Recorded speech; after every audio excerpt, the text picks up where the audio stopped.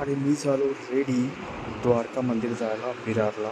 स्वतःला चेक केलं आणि परफेक्टली रेडी झालो. मम्मी तर माझी ऑलरेडी रेडी झाली होती, ती खूप जास्त एक्सायटेड होती. बाहेर ऊनही होतं म्हणून आम्ही कॅब बुक केली. कॅबवाल्याचा फोन आला, तसं बिल्डिंगमधून बाहेर पडलो. ॲक्च्युली बाहेर उन्हात जायची खरंच इच्छा नव्हती, बट कॅब बुक केल्यामुळे माझी मम्मी रेडी झाली.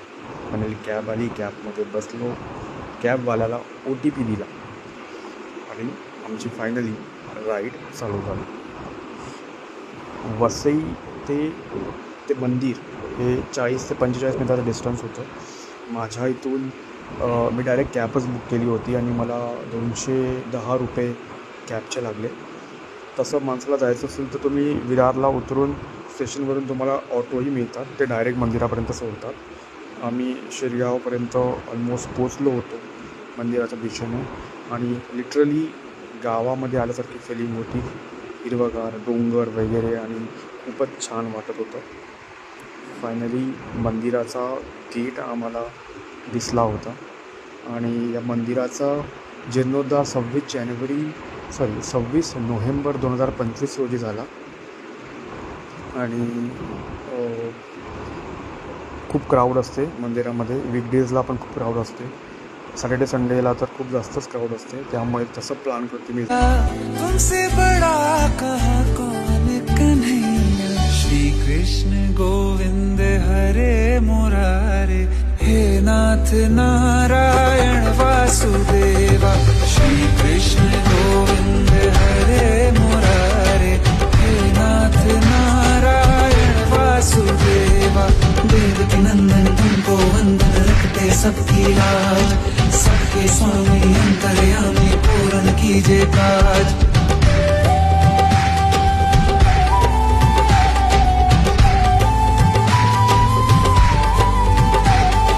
लीला परंपार तेरी तू माखन चोर कहावे, भवसागर से सबकी नैया तू ही पार लगावे। भक्तों का सहारा तू बांसुरी वाला, मथुरा के बसैया ओ नंद के लाला, तेरी भक्ति में नाचे सबका भैया। श्री कृष्ण गोविंद, श्री कृष्ण गोविंद हरे मुरारे, हे नाथ नारायण वासुदेवा, हे नाथ नारायण वासुदेवा, देव नंदन तुमको वंदन, रखते सबकी लाज, सबके स्वामी अंतर्यामी, पूर्ण कीजिए काज। ही मंदिराची छान कला तुम्हाला दिसेल. आय गेस नागशैलीमध्ये बांधलेलं हे मंदिर आहे. नागशैली एक प्रकार असतो. ही द्वारकाधीशची मूर्ती, गुजरातला जे द्वारकाधीश आहे ते उभी मूर्ती आहे, ही बसलेली आहे. हे जे खाली तुम्हाला दिसते आहे, हे मंदिराच्या खाली शंकराची पिंड इथे बसवलेली आहे आणि शंकराचं मंदिर आहे. त्याच मंदिराच्या खाली वरती द्वारकाधीश आणि खाली शंकराची पिंड आहे. हे पण खूप छान आहे बघण्यासारखं. तुम्हाला ही आतमध्ये जी शंकराची पिंड दिसते ती साधारण काचेसारखी वाटते, पारदर्शक. आय गेस पारा असेल, काही सांगता येत नाही, म्हणजे मला एक्झॅक्ट नॉलेज नाही आहे. पण मंदिर खूपच अप्रतिम बांधलं गेलेलं आहे आणि खूपच छान वाटतं. ही बाहेरच्या बाजूला आलं तुम्हाला तर गोवर्धन पर्वताची एक प्रतिमा त्यांनी तिथे उभारली आहे, जिथे आपण एक परिक्रमा कंप्लीट करू शकतो. तर तिथे आम्ही आमची एक परिक्रमा कंप्लीट केली आणि खूपच छान वाटतं मंदिर बघायला. वन डे पिकनिक खूप छान आहे. बट हां, तुम्हाला प्लॅनिंग करून यावं लागेल, कारण की सॅटर्डे संडेला क्राऊड भरपूर असते. वीकडेजला आला तर थोडी क्राऊड तुम्हाला कमी भेटेल. बाकी तर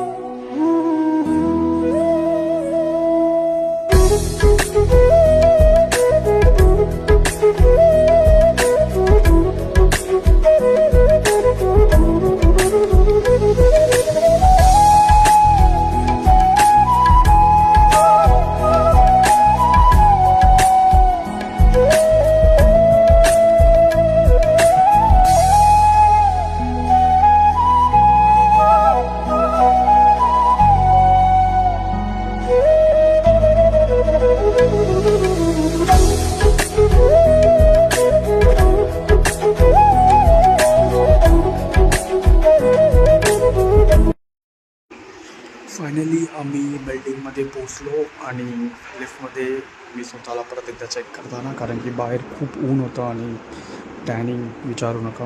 मम्मी बिचारी जावी शोधते आहे. फायनली लिफ्ट आली 9th फ्लोअरवरती आणि खुलचा सनसेट. मम्मी पुढे गेली डोर ओपन करायला, मी मागून व्हिडिओ क्लिक करत करत.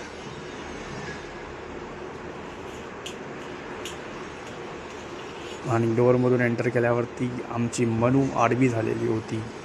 घरात कोणी नसलं की हे एकदम शांत झोपलेले असतात. बघ कसे बघते मला. तिथं एकच असतं की बाबा का आलात डिस्टर्ब करायला. रिंकीला शोधत होतो, रिंकी एवढी दिसत नव्हती. तिला 2-3 वेळा हाक मारली.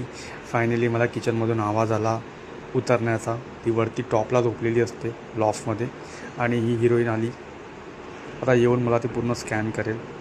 दोघीजणी फुल स्कॅन करतात, चेक करतात, बाबा कुठे गेलेलात, कुठून आलात, त्यांचं ते साईन कोड आहे. पण एक आहे की त्यांच्यावरती हात फिरवला की आपल्यालाही बरं वाटतं आणि त्यांनाही बरं वाटतं.